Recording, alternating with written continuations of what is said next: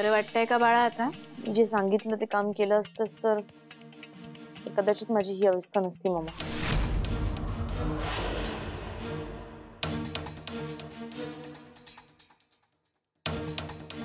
हे बघ, तू नको ना ह्याचा विचार करूस. त्या बयोचं काय करायचं ना ते मी बघते.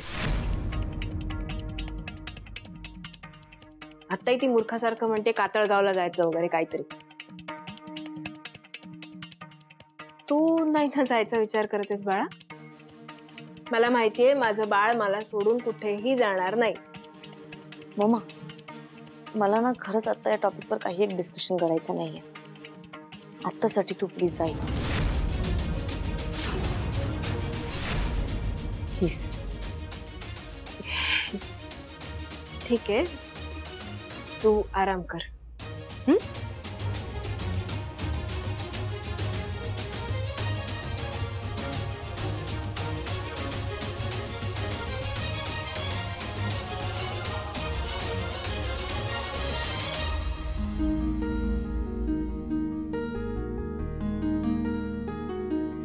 दादा तुका काय वया काय? हो, मला विशाल सरांनी आपल्यासोबत गावी येणं हवं. अरे असा आग्रह करणं बरा दिसता काय दादा? ओ बयो, तुला कळत नाहीये ग. काय कळत नाही? नाही काही नाही, ते सोड. मला सांग, तुझं विशाल सरांशी पुन्हा बोलणं झालं का? दादा मी बोलून काय होणार? काय होणार आहे म्हणजे तुझा एकटाच विशाल सर? असा काहीच नाही. म्हणजे तू हुशार स्टुडंट आहेस ना, तू समजावलंस ना तर पटेल विशाल सरांना. आणि हे बघ बयो, काही झालं ना तरी आपल्यासोबत विशाल सरांनी गावी यायला हवंय म्हणजे हवंय. दादा अरे पण तू एवढा हट्ट किती करताय? कळेल तुला लवकरच.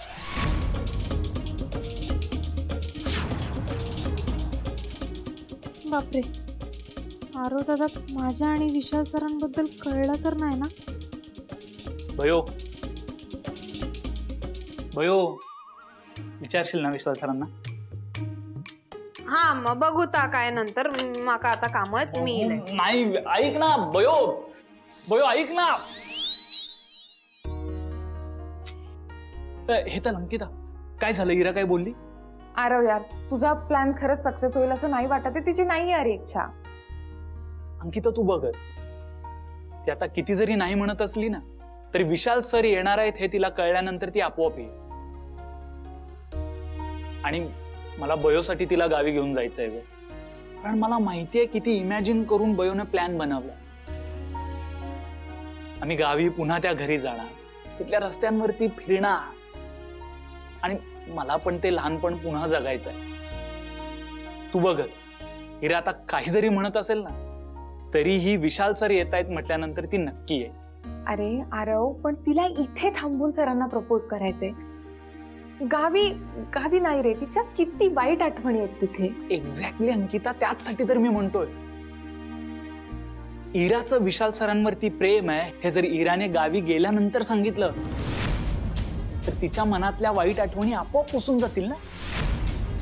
आणि जिथे आमचं बालपण गेलं तिथेच इराचं आणि विशाल सरांचं प्रेम फुलेल. मग इरा पण आपोआप त्या गावावरती प्रेम करायला लागेल.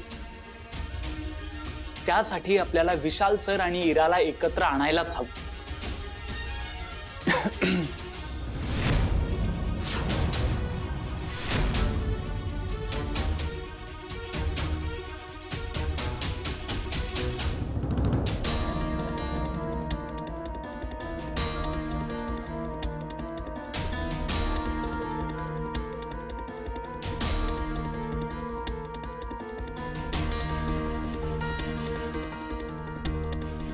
बाबाने ऐकलं असेल का? डॉक्टरांनी सगळं ऐकलं, आता आपली वाट लागेल. मी खूप मोठ्याने बोललो का? नाही नाही ठीक आहे, म्हणजे नसेल दिला ऐकू. ठीक आहे, पण गेलं असेल का ऐकू? बापरे, मला तर फार टेन्शन आलंय आता. रमाकांत भाऊजी, आपल्याला असं सगळ्यांसमोर डायरेक्ट नाही म्हणून चालणार नाहीये. आपण जर नाही बोललो ना तर त्या बयोला संशय येईल आपल्यावर आणि ती मागे लागेल आपल्या. झालं मग, वाट लागली आपली. लागू द्या बहिणीनो, काय वाट लागूची हा ना ती एकदाची लागून जाऊ द्या. पण काय जरी झाला ना की माझा ठरलेला मी गावात परत जाऊचे नाही म्हणजे नाही. हो, मला पण नाही जायचंय गावाला. पण काहीतरी कारण सांगावं लागेल ना त्यांना, पटेल असं. ओ वहिनीनो, तुम्ही काय कारण सांगणार आहात? मी इराची तब्येत बरी नाहीये, त्यामुळे तिची काळजी घेण्यासाठी मला इथे थांबावं लागणार आहे. हे कारण सगळ्यांना पटेल, पण झाला विषय संपला. हा, झाला विषय संपला. अहो तुमचं संपलो, माझं काय? अहो मी काय कारण सांगू ता तर सांगा. एकतर माझ्याकडे ना खरा काय कारणच नाही, पण ना काय तरी करून ना त्या बयोच्या थोबाडा ना मग काहीतरी कारण सांगू कस होया. मग जरा काहीतरी विचार करा, डोकं लावा आणि काहीतरी चांगलं कारण शोधून काढा, सगळ्यांना पटेल असं. करते विचार करताय. आता खरं तर वेळ आलीये आपला डाव खेळण्याची. मला फक्त इराला पटवायचंय, जेणेकरून इरा बयोच्या बोलण्याला फसणार नाही आणि गावी जाण्याचा प्रश्नच नाही. आपलं कामही होईल.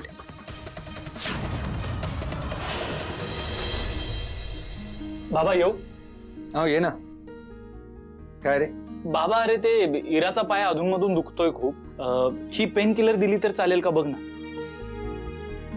अदरवाईज आपण रिकमेंड केलीच असती, पण आता अँटीवेनमचा डोस जास्त झालाय ना, सो रिस्क नको म्हणून विचारतो. हो ही चालेल. ठीक आहे. अरे थांब बस. काय झालं बाबा? मुलं मोठी झाली तरी बाबापासून काही लपवू नाही शकत. हे असं का बोलतोय बाबा? मी काय लपवलं आता? मी कुठे म्हणतोय तू लपवतोयस.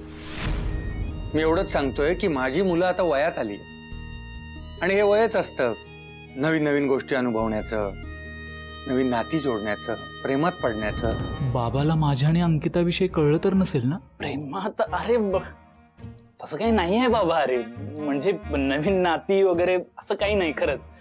मी येतो. अरे थांब, आत्ता म्हणालास ना माझ्यापासून काही लपवत नाहीयेस, मग हे सांगताना एवढं टेन्शन कशाला येते तुला? आणि बाबाला कळलंय तर चांगलंच आहे ना. मी काय त्या सिनेमातल्या बाबासारखा नाहीये. नाही अरे बाबा, म्हणजे मला कळत नव्हतं की तू कसा रिॲक्ट होशील. बघ बाळा, तुमची जनरेशनच वेगळी आहे आणि प्रेमात पडणं हे नेहमी काहीतरी चांगलंच देऊन जातं.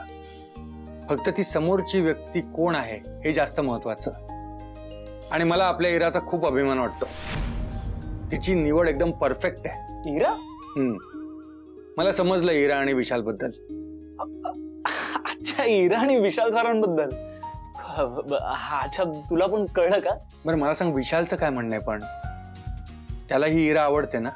हे बघ बाबा, जेवढं मला माहिती आहे त्यावरून तरी असं वाटतंय की विशाल सरांना पण आपली इरा आवडते आणि इराला तर खात्रीच आहे. गुड. म्हणूनच तो गावी जाण्याबद्दल बोलत होता. ए बाबा, पण ते येणार आहेत ना कन्फर्म? म्हणजे एकदा तू बोलून बघ ना. मी बोलून घेतो. मी त्याला इन्व्हाइटच करतो. पण तुम्हीही बोला. हो, ही ट्रिप आपल्याला खूप छान काहीतरी देऊन जाणार आहे. येस.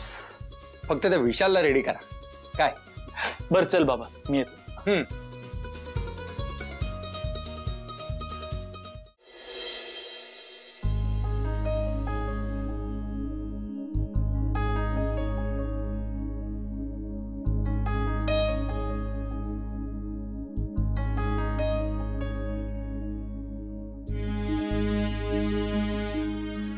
काय गंमत असते ना बाळा. म्हणजे जेव्हा मुलं लहान असतात ना, तेव्हा प्रत्येक आई बाबांना वाटत असतं की आपली मुलं मोठी कधी होणार, मोठी कधी होणार. पण जेव्हा ती खरोखर मोठी होतात ना, मग लक्षातच येत नाही मधली 20 वर्ष कशी काय निघून गेली. आपण रोपट्याला रोज पाणी घालतो, पण अचानक एके दिवशी त्या रोपट्यावर जेव्हा टवटवीत फुलं येतात ना, तेव्हा लक्षात येतं की आपल्या रोपट्याचं झाड झालंय. आजही असंच झालं. म्हणजे मुलं कधी मोठी झाली हे मला कळलंच नाही. बाबा, तुला नक्की काय म्हणायचंय? काय नाही काय, मला एवढंच म्हणायचंय की माझी मुलं कधी मोठी झाली हे माझ्या कधी लक्षातच नाही आलं. पण इरा, एक गोष्ट लक्षात ठेव, आता मी फक्त तुझा बाबा नाहीये, मी तुझा फ्रेंड आहे. बाबा, लहानपणापासून माझा बेस्ट फ्रेंड. तूच होतास, आहेस आणि राहशील, आणि तू फक्त माझा आहेस. अरे बाई, बरं झालं. आपल्याला गावाला जायची तयारी करायची आणि हिराला एका दिवसात फिट करायचे आपल्याला. काय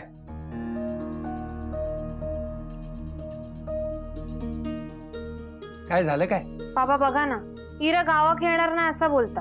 अरे असं कसं चालेल? आपण सगळे चाललोय गावाला.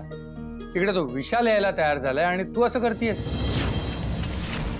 विशाल सर पण येतात? विशाल सर येणार आहेत? हा म्हणजे मी बोललो त्याच्याशी,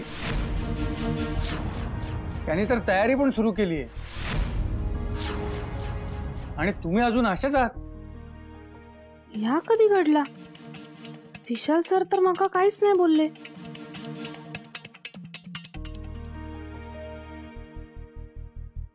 विशाल पण गावी येतोय, पण सगळ्यांसमोर तर नाही म्हणाला. माझ्यासाठी येत असेल का हा गावी? असं असेल तर मी पण जाऊ का गावी? हिरा येणार ना मग गावाला? बाबा मी फायनल सकाळपर्यंत कळवते. Good girl. चल मी आलोच.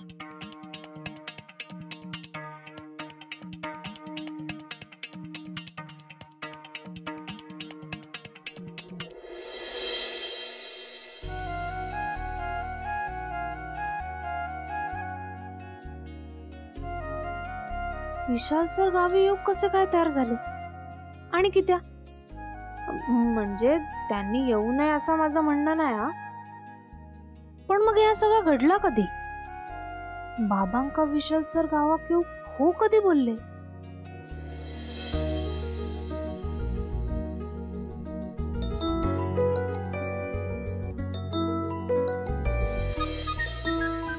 घे बाय माझे, विशाल सर मका गावात येतात ह्याच सांगू फोन करत असणार. मी काय बोलू? आणि त्यांनी परत फोनवर मका उत्तर विचारला तर? फोन का नाही उचलत आहे?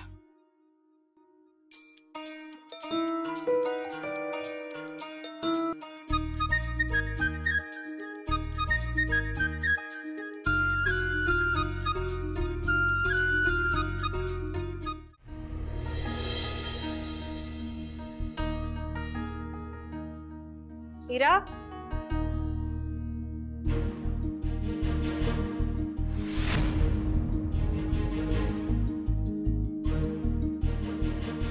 हिरा तू बॅग पॅक करतेस ठीक आहे, पण मला काही हे पटत नाहीये. अगं तू त्या बयोच्या गावाला चाललीये, कातळ गावाला. तुला माहितीये ना तिथल्या आपल्या किती विचित्र आठवणी आहेत. त्या बयोची भिकारणी माणसं आहेत तिकडे. मी काय म्हणते, तू पण नको जाऊस. मम्मा काय करायचं आणि काय नाही करायचं ना, हे तू प्लीज मला नको सांगूस. मी माझी पॅकिंग करते, तेवढं मला करू दे. अगं मी तुझ्या चांगल्यासाठी म्हणतेय. आत्ता तू हॉस्पिटल मधनं बाहेर आलीस, लगेच इतक्या लांबचा प्रवास करायचा म्हणजे त्रास होईल ना तुला. हे बघ, मी पण तुझ्या बरोबर येणारच होते कंपनी घ्यायला, पण तूच आधी नाही म्हणालीस म्हणून मी माझ्या सगळ्या मीटिंग्स प्लॅन केल्या. टाइम वेळेला मला मीटिंग्स नाही ना कॅन्सल करता येणार बाळा. मी तुझ्या बरोबर येत नाहीये म्हणून रागवलीस का माझ्यावर? नाही, असं काहीच नाही मम्मा. मी शांतपणे माझं काम करते. कसं आहे ना, जेव्हा मला तुझी गरज होती, जेव्हा मला तुझी खरंच हेल्प हवी होती, तेव्हा तू मला हेल्प नाही केलीस. त्यामुळे आता हे सगळं पॉइंटलेस आहे. करू दे मला शांतपणे माझं काम. तू प्लीज प्लीज जा, तू प्लीज प्लीज. हिरा, अगं तू असं का बोलतेस माझ्याशी? त्या बयोमुळे वागतेस का तू माझ्याशी असं?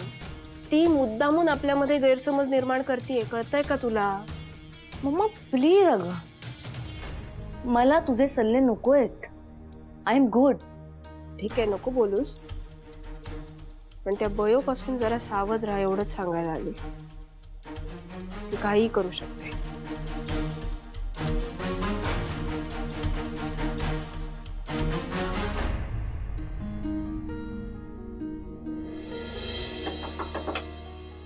आलो.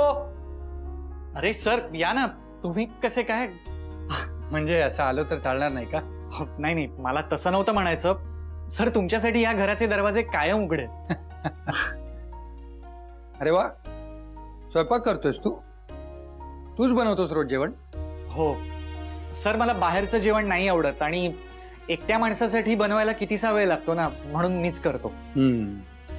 सर तुम्ही घ्या ना थोडंसं. अरे नाही, माझं जेवण झालंय. हो सर, असं काय करतायत तुम्ही? इतक्या दिवसानंतर आलायत, थोडं तरी घ्या. तू बनवलीयस म्हणून थोडी टेस्ट पुरती दे. चालेल.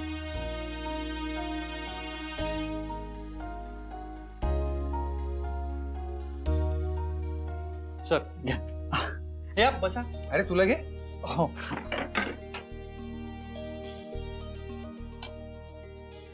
या ना सर, बसा.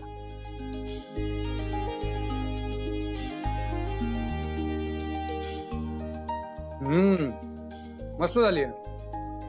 तुपाची फोडणी दिलीस का? हो सर. तुम्ही अचानक आत्ता कसे आलात? नाही म्हणजे घरी सगळं ठीक आहे ना? इरा बरी आहे ना? इराला काय होणार आहे? इरा मस्त आहे आणि आता सगळं मनासारखं होतंय ना, त्यामुळे खुश आहे. म्हणजे आम्ही गावी चाललोय ना उद्या, त्यामुळे खुश आहेत. इराला पण आवडते हा तुपाची फोडणी दिलेली खिचडी.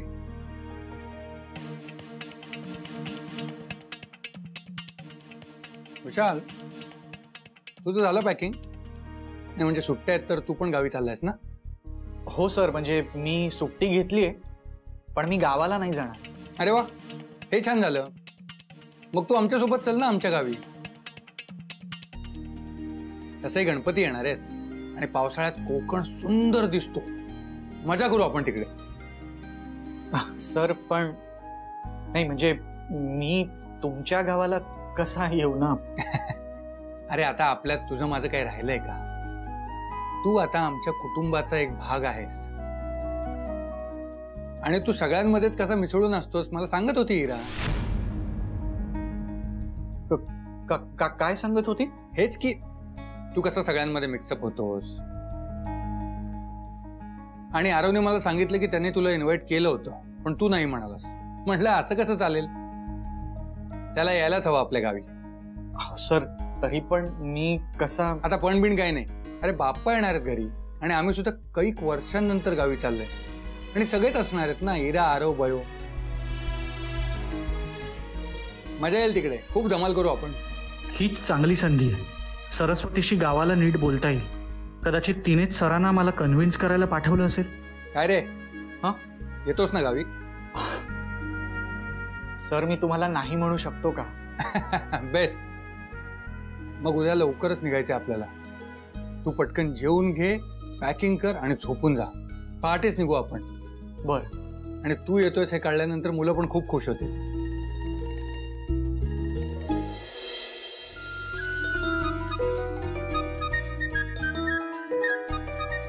भयो अगो फोन वाजता, उचल. मी नंतर बोलते त्यांच्या अंगडा.